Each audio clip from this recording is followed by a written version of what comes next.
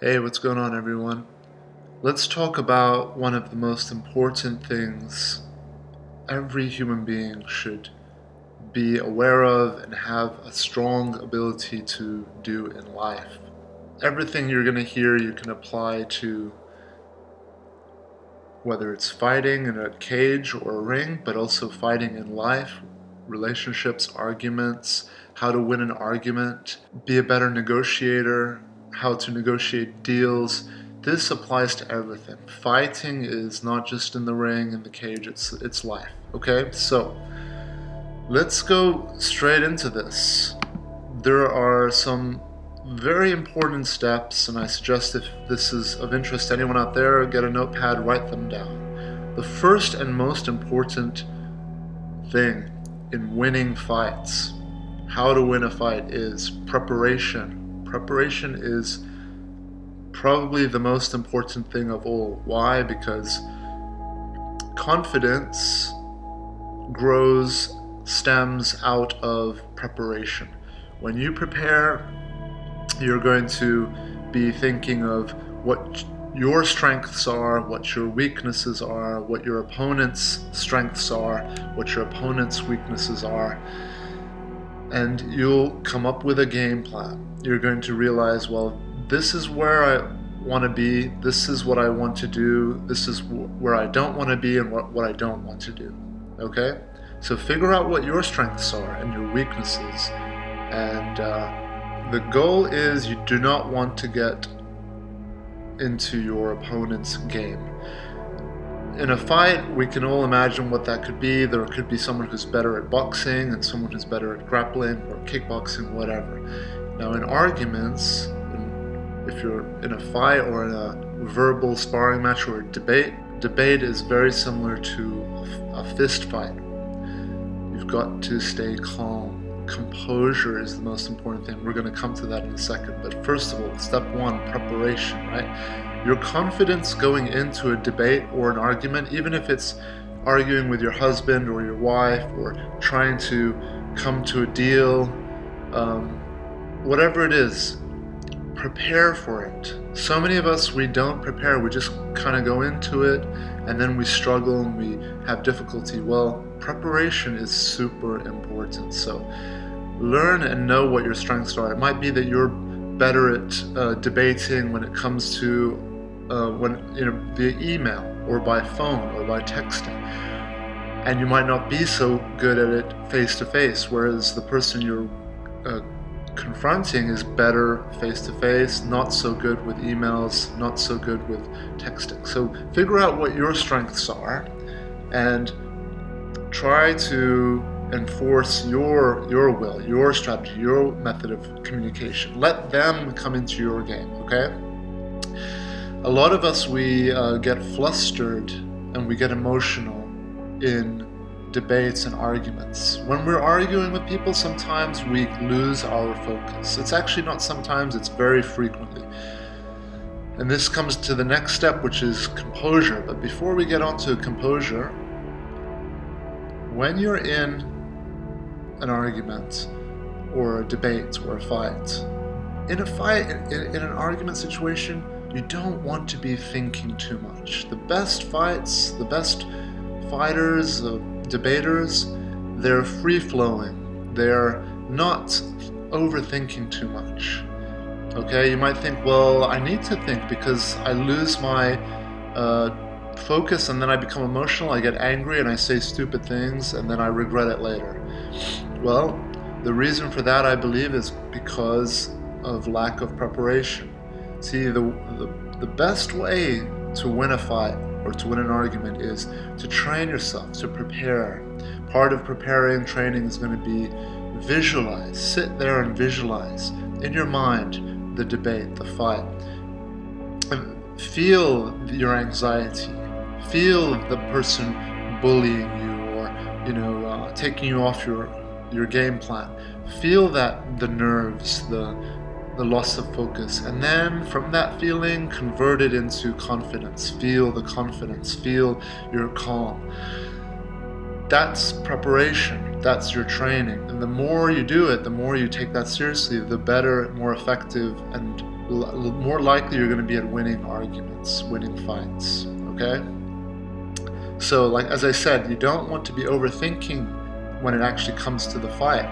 You want to be more in a free-flowing state, but you're not going to be effective fighting or arguing if you haven't trained. The idea is train, so that your body, your mind, it all starts to become automatic, so that you can just, I'm not saying have no thinking at all, but you can think less. Because when we think more in a fight or in an argument, that's when we start to struggle and we get frustrated and we're no longer as effective. So, cannot stress this point number one enough: preparation. Prepare, train, do the visualizations, figure out where your strengths are, where your opponent's weaknesses are, and then come up with a game plan. But more important than anything else is to do the repetitions, whether it's repetitive visualizing or writing down or preparing your arguments, preparing your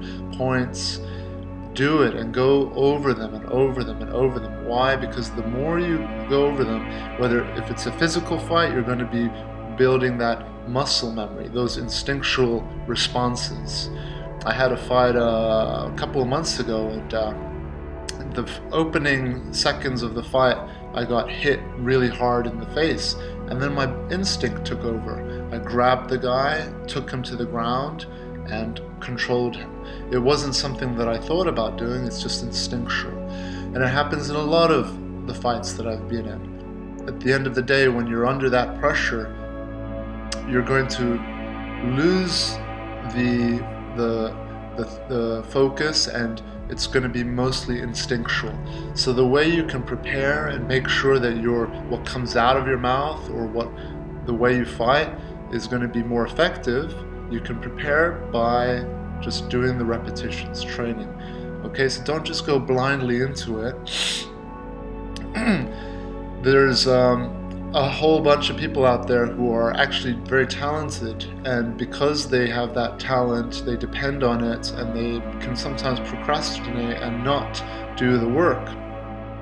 And they depend on being able to just deliver when the moment arises.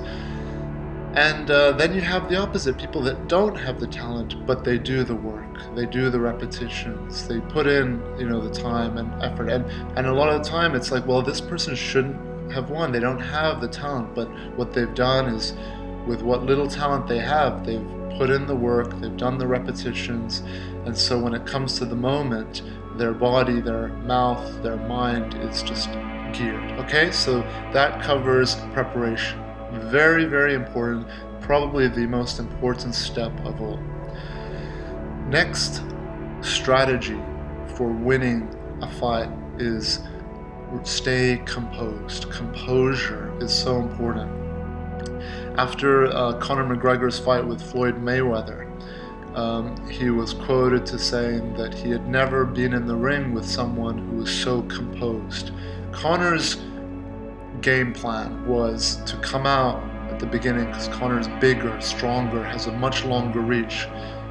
His game plan was to come out and hammer Floyd Mayweather in the first few rounds. And as he said after the fight, Conor was saying he was just surprised at how composed Floyd was. Floyd was losing. He was getting his ass kicked, but he stayed calm. He didn't panic. Panicking is the number one reason we tend to lose an argument, a fight, a debate, mess up a deal, mess up our relationships, whatever it is, when we panic, when we lose our composure. So I put this as point number 2 because it's super important. You've got to drill this into your head. Write it down, make the lists. If you're going to do anything, whether it's an interview or a debate, any sort of fight, argument, composure is key to victory. Staying calm, staying composed. Being calm in a fight will scare your opponent. when your opponent is laying in on you with everything they have, and they see that you're calm, not emotional, not affected, it makes them afraid. It makes them panic. It makes them worried. And that's how the tides shifted in the Floyd-Conor fight, because Floyd is a champion for a reason. He knows how to fight. He knows all these strategies and techniques. He came into the fight with multiple strategies, right? But he wasn't prepared. He didn't expect that Floyd would have more counter strategies. So when Conor came in, for example, Floyd ran through all his strategies. The first strategy was to go up against the ropes and back up and do what Floyd always does. It wasn't working. Conor kept landing on him. Then Floyd went into another strategy after that. Conor was able to still be landing shots until Floyd came, basically rotated and went through a bunch of different variations until he found one that worked against Conor. And the one that he found that worked against Conor was not to go back or away, but was to put his head on Conor's chest and to keep it there. Basically what he did was he eliminated Conor's reach, and Conor was not prepared for that technique, for that strategy, and then he lost the fight. Lost the fight probably because when you are faced with something that you're not prepared for, you lose your composure and you panic, right?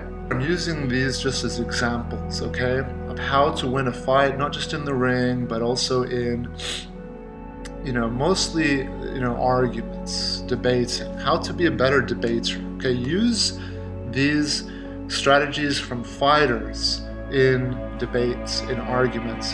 They are tremendously effective and helpful. Okay, so point number one, let's not forget, was preparation. How important that is for building confidence and to retain your composure, to be prepared for every outcome possible. Visualize the different possible scenarios. See, that's where Conor fell short. He didn't prepare for Floyd putting his head on Conor's chest. Point number two, composure, right? So number one, preparation. Number two, composure, stay calm.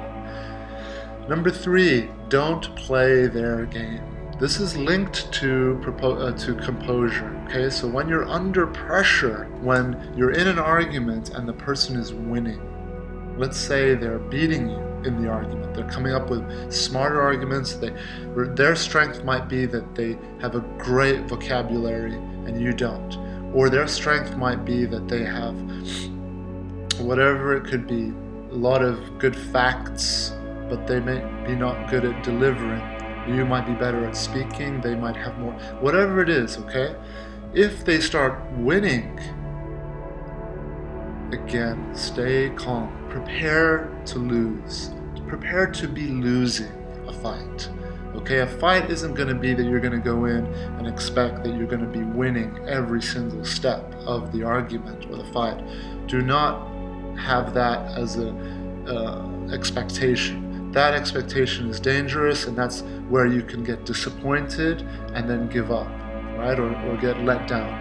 Prepare for a fight. Prepare to lose rounds. Prepare to lose moments in an argument. Doesn't mean that the other person's better. They've just won that brief engagement, that brief exchange, okay?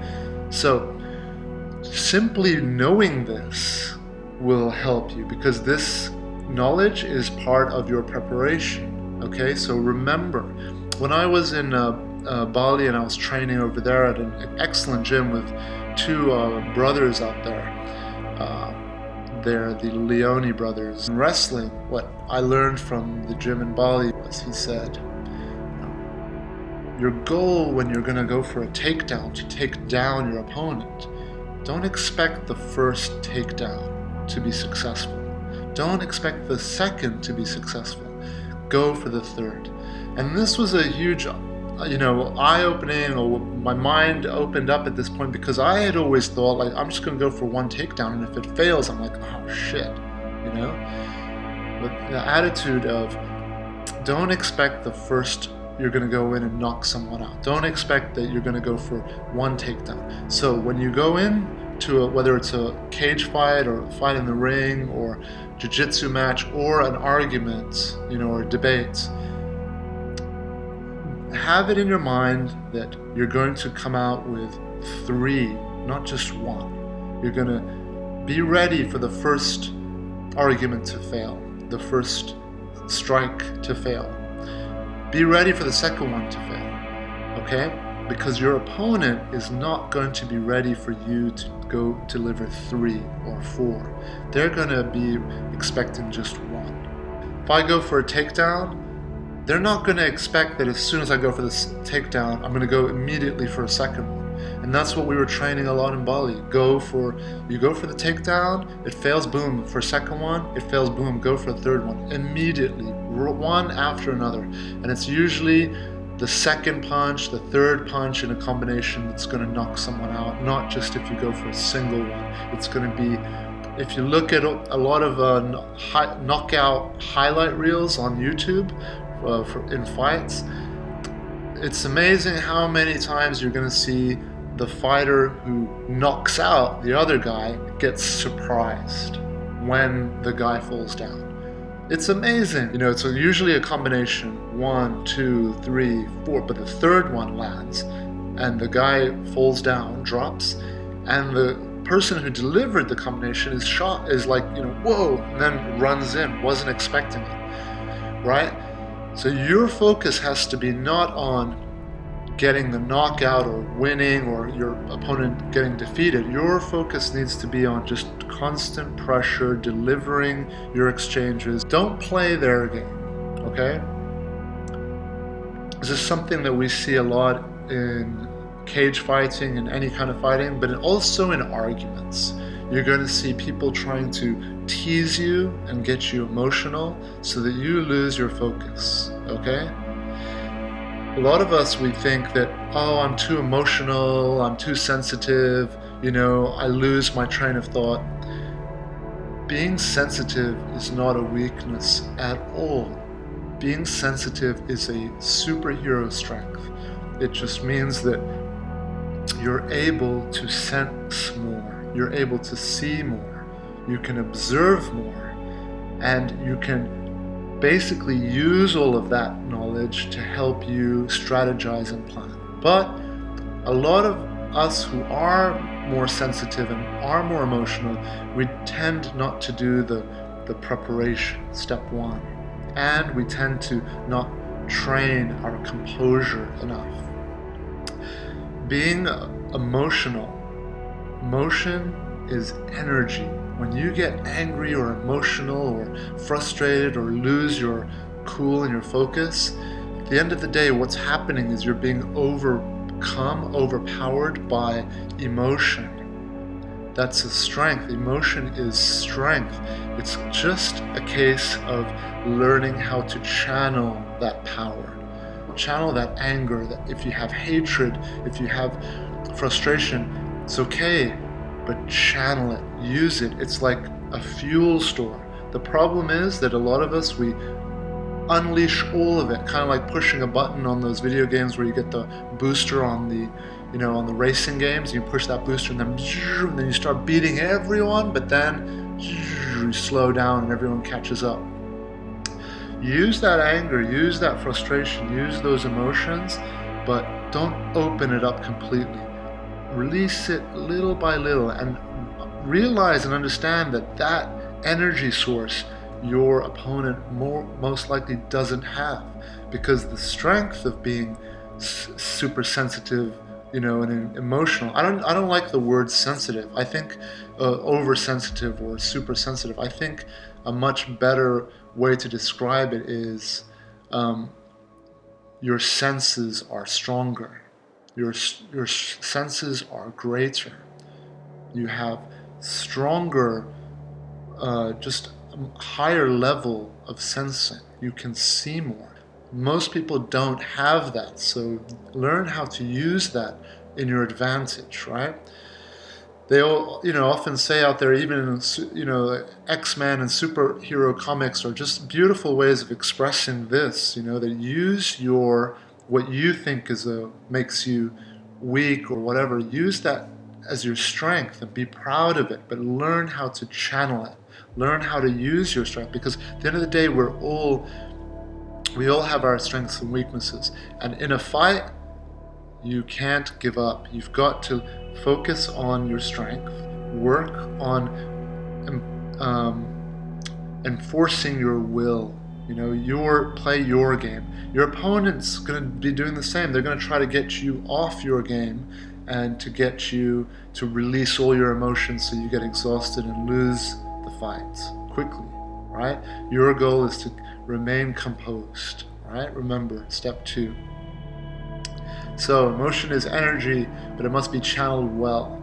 Okay, if you're emotionally sensitive and lose your focus in fights, for example, a lot of people they get. There's this guy at my gym. He's incredible. He wins a lot of gold medals and everything, and he's a beast. He's like 30 pounds heavier than myself. Fortunately, I handle him all the time. I'm able to beat him. I'm able to submit him, but it's difficult. He breathes in your ear. He grinds his head into your face. He's a very aggressive fighter, and part of his game plan is he wants to make his opponents panic. He makes noises as if he's like an animal, really, and it's just it can be intimidating. But to me, like, when I roll with him, like, I know that that's what he's trying to do. So it's great practice for me when I train with him to just practice staying calm.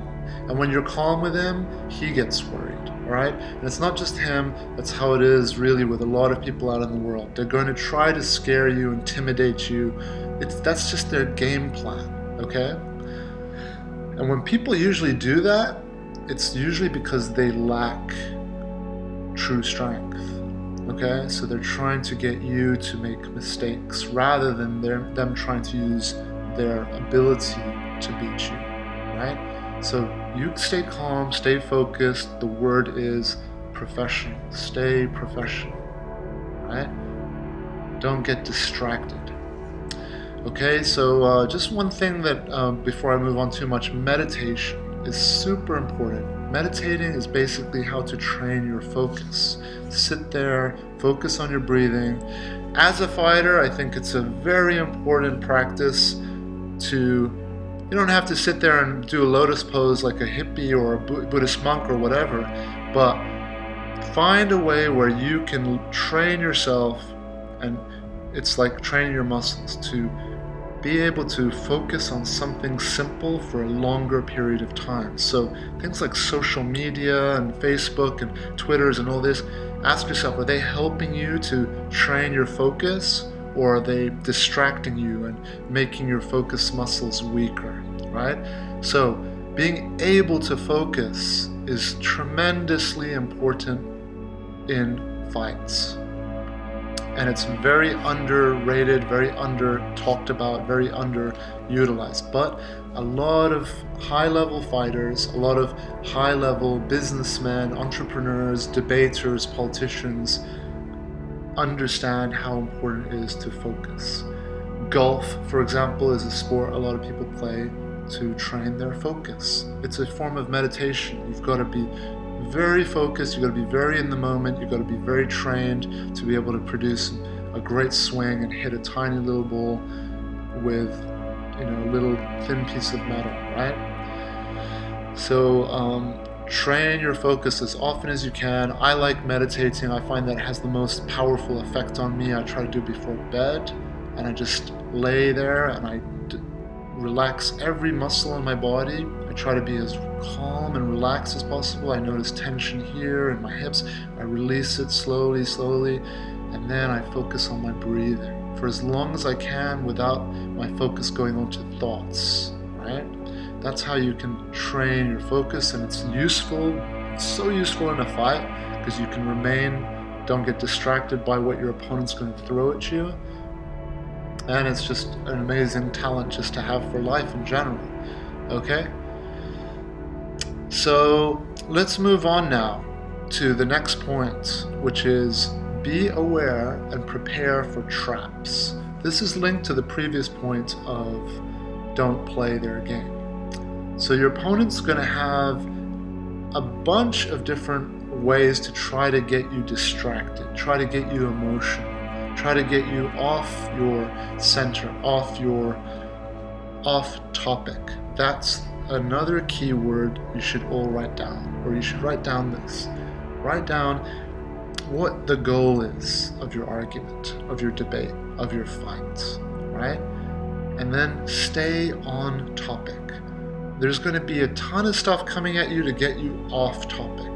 In an argument, if you're arguing with your wife or your husband or boyfriend or girlfriend and it gets heated, it's going to be constantly, if it gets, very heated, there's going to be a lot of distractions going on. They're going to bring up this and that and that. Your goal is to stay on topic and to make sure you get what you want, accomplish your goals. So be aware and prepare in advance by visualizing, by trying to think of all the traps that they can lay. One trap that a lot of people aren't aware of, especially in arguments, is people being sweet and kind and charming, right? They can be friendly, charming, and they lull you into lowering your guard. And they lull you into a sense of security so that you can lower your guard. Even in a fight, in a cage fight, they'll do that. There's people that they'll go at one rhythm and they'll, lull you into thinking that that's how it is, and then boom, they totally change the pace, they strike, right? So in fighting, whether it's in the cage, in a cage, there's a lot of traps. Fighters set traps, boxers do the same, grapplers do the same, right? They'll be going here and here and here and here, and until you're distracting here, and then they're going to go down in a different direction. So be prepared for that in an argument as well, or debate, or if you're just communicating with people. Be aware that sometimes people will lull you into a sense of feeling safe. They might be charming, they might be sweet one moment, and then boom, to get what they want, they'll suddenly snap. And so be very aware of that, okay?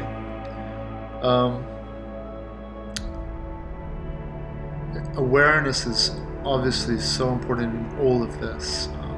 But yeah, they could wind up, a trap is that in an argument or debate, that they're going to stroke your ego, they're going to build you up and say nice things about you, and then they'll be able to, accomplish their objective. That's a different way of them getting you to play their game, right? So the first way we talked about is they can poke you, jab you, irritate you so that they get you emotional. But the other way is the opposite. They can be sweet to you, nice to you, charming, attractive. You can find them attractive or whatever it is. And then that way they can get you off topic. The goal is to keep your focus on topic and constantly keep checking in with yourself. Preparation, of course, step one is going to help with all of this. Okay, so your job, remember, no matter what, is to stay on topic no matter what. Okay?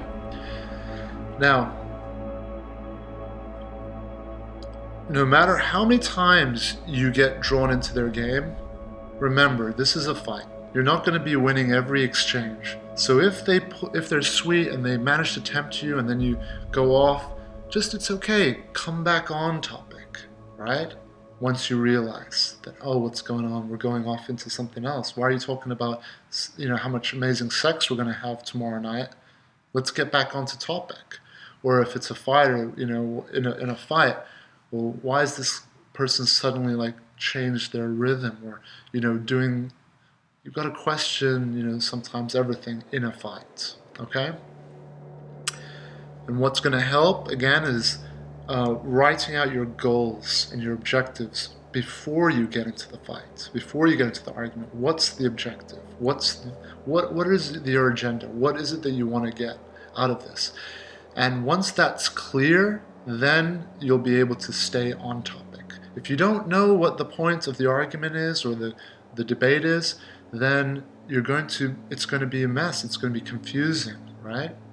So know what you want, all right? And so yeah, this leads into the next point, which is another very important thing in fighting is persistence. Okay, persist.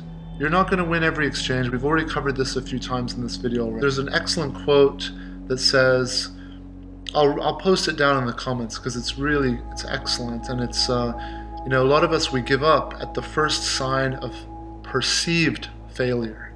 When something happens, like let's say we get punched hard in an actual fight, or we're having an argument with someone and we feel like, oh, they came up with an amazing point, we give up immediately, right? That's 80% of people out there. Why are fighters different? Because through fighting I have learned that you can't give up. It's called a fight for a reason. So take a deep breath, prepare to get a lot of losses in that one argument, prepare for them, don't get too hurt, don't get too emotional, don't get too disappointed, be ready, because that's what fighting is all about, and just persist, and you will wear your opponent down eventually. Let them know that you can go all day long. You don't want them to think that you can only last a short amount of time. Take a deep breath, take a cup of coffee with you, take a glass of water, whatever you need, but just let them know that you can do this all day long, right? So that's persistence. The second to last point on this list is persistence. Don't give up. Be like a staph infection, be like a virus, constantly just keep coming back, constantly keep going, be on them constantly, give them no air, okay? Remember, courage is not the absence of fear. I'm going to put that quote down there as well. It's another great quote. It's when you are afraid, when fear is there, but you persist and you overcome it. All right, my battery is going to die. I've got 5% left, so let's try to wrap this up. Let's just go through, make sure I haven't forgotten anything here. So prepare to simply not stop. Just keep going no matter what. Even if you lose the first argument, take a break, readjust, come back, keep going. That's why it's called fighting, okay? A fight is all about persistence. Don't give up. So persistence and not giving up. That's a huge point. Don't give up. Keep going. Don't get discouraged. If they come out with an amazing argument that you just want to cry, take a deep breath, leave the room, take some space, but don't give up. Come back again. You're going to wear them down eventually. Go through the whole list again of planning, what are your goals, and then just come back, okay? Final point.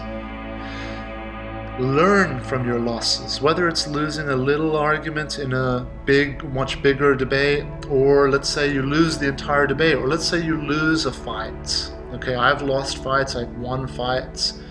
Losing a fight is not the end. It's not the end at all. It's a part of the journey. But learn from it, adapt, make the changes, make the adjustments, okay? And evolve. We can look at nature again. I always bring up the example of like a virus, because it's a great example. We smash them with antibiotics, we smash them with medications, and they evolve. They don't give up, they keep coming. I did a video about the bees, some of you might remember, and how it took me months to defeat these bees because they just kept persisting. They just didn't give up. They just kept coming until they wanted me to give up. But I didn't give up. I kept going, and then they finally gave up and left. their whole swarm just left and went away in peace. So be like a virus. Be relentless. Don't give up. If you get tired and you can't do it anymore, it's okay. Have a break, but then come back. Don't give up. Keep coming. Don't ever stop, okay, until you accomplish what you wish for. So I hope this helps. Fighting doesn't mean you have to be a dick. You can be a good person, an ethical person, a moral person with just a good heart, but also be strong, persistent, prepared, composed, okay, and lethal as a ninja. All right, everybody, sending everybody out there all the very best, and I hope there's something in here that helps. Okay, adios for now.